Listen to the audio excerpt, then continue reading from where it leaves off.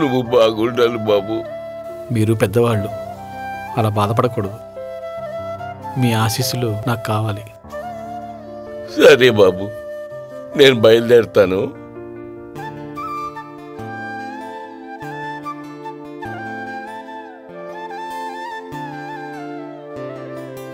బాబు, ఆయన జాగ్రత్తగా బస్టాండ్లో దింపు. అలాగే సార్.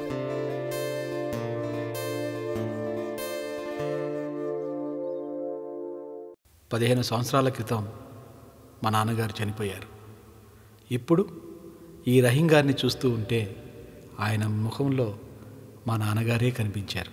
ఇక్కడే ఎక్కడో ఉండుంటారు మా నాన్న. నాన్న, నా అభివృద్ధి చూడటానికి ఈ రూపం